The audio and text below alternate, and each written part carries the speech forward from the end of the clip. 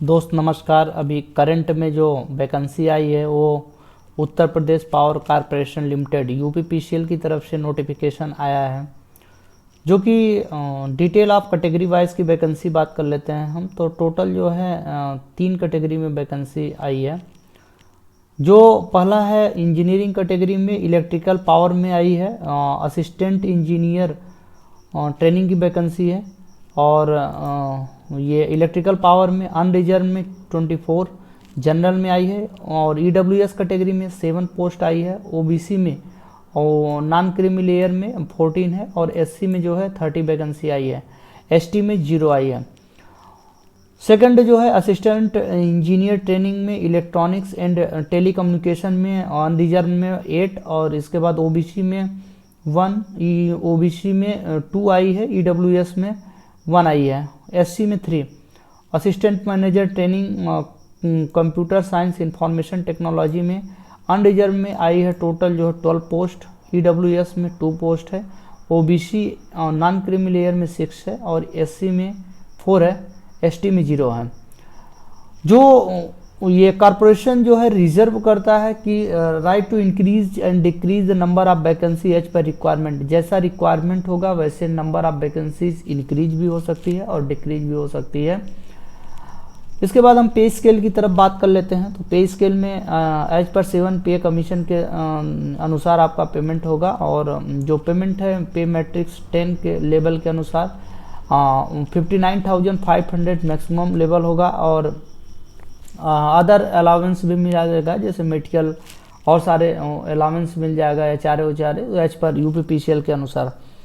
Essential qualification assistant engineer training की बात कर लेते हैं। तो जो इसेंशियल क्वालिफिकेशन होगा वो पहला क्या होगा, हिंदी इन देवनागरी लिपि, हिंदी आनी चाहिए आपको देवनागरी लिपि में। इलेक्ट्रिकल इंजीनियरिंग कैटेगरी ए के लिए वैकेंसी मिनिमम क्या होना चाहिए, वो होना चाहिए degree in electrical and power engineering में आपका जो है डिग्री होना चाहिए। और इसके बाद सेकंड में इलेक्ट्रिकल इंजीनियरिंग कैटेगरी ए के लिए degree in electrical and power engineering में होना चाहिए। इसके बाद थर्ड में बात कर लेते हैं electronics and telecommunication engineering category में जो डिग्री होना चाहिए वो हमारा बीटेक किस में होना चाहिए, electronics engineering and communication engineering में होना चाहिए। कंप्यूटर साइंस इंजीनियरिंग कैटेगरी की बात कर लेते हैं। तो जो भी डिग्री होना चाहिए वो बीटेक हो, और वो किस में होना चाहिए, computer science engineering and information technology में होना चाहिए। जी फ्रेंड्स, नेक्स्ट देख लेते हैं एज ग्रुप की बात कर लेते हैं। तो जो एज है 21 से लेके मैक्सिमम जो है 40 ईयर्स तक आपका अप्लीकेबल है। आप 21 साल से मिनिमम होना चाहिए और मैक्सिमम 40 ईयर्स होना चाहिए। आप अगर 21 साल और 40 साल के बीच में बिलोंग करते हैं तो आप इस फॉर्म को बहुत आसानी से भर सकते हैं। जो आपको यहाँ पे एज रिलैक्सेशन दिया जाएगा वो as per government of UP के अनुसार जो है आपको एज का रिलैक्सेशन दिया जाएगा। रिजर्वेशन की बात कर लेते हैं। तो रिजर्वेशन तभी अप्लाई होगा आपका डोमिसाइल जो होगा यूपी का होगा वो। हाँ, vertical and horizontal reservation will provided to candidate for Uttar Pradesh domicile only.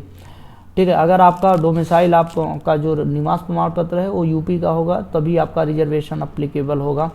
No objection certificate भी अप्लाई करना पड़ता है कि इन केस आप कहीं सर्विस है, आपका सेंट्रल गवर्नमेंट स्टेट गवर्नमेंट कहीं पे भी आप सर्विस करते हैं तो उसके लिए नो ऑब्जेक्शन सर्टिफिकेट अप्लाई कर लीजिए। और इसके बाद एग्जामिनेशन सेंटर की बात कर लेते हैं। तो बहुत सारे मेजर जो सिटीज़ हैं वहाँ पे एग्जामिनेशन सेंटर इसका बनाया गया है।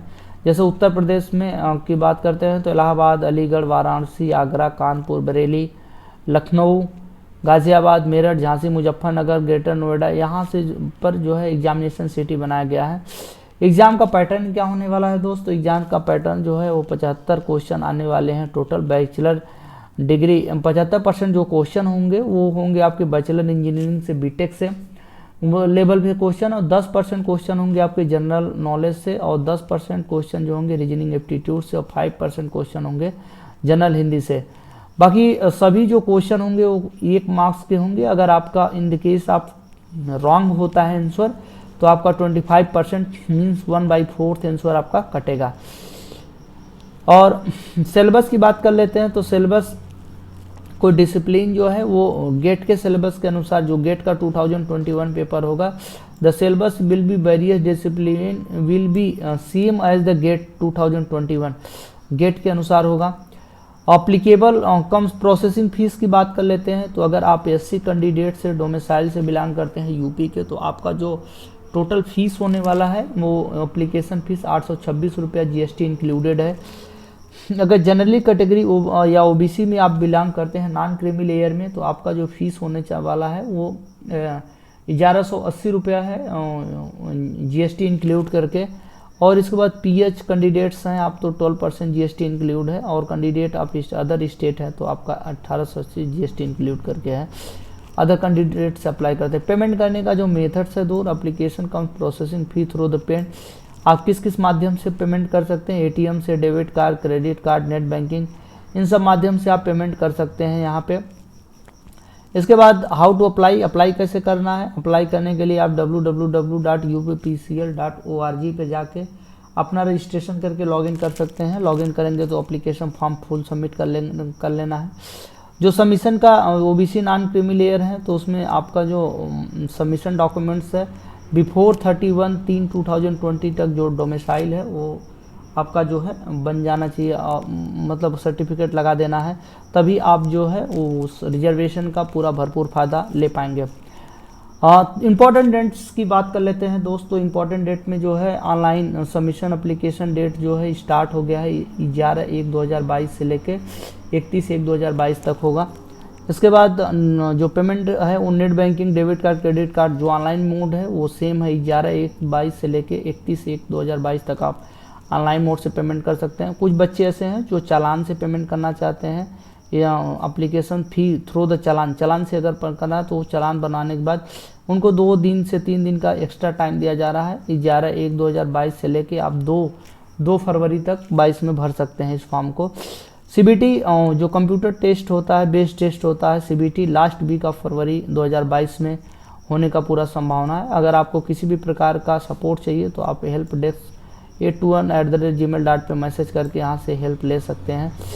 दोस्तों वीडियो गवर्नमेंट जॉब अपडेट पाने के लिए वीडियो को लाइक और सब्सक्राइब जरूर करें। Thank you for watching this video.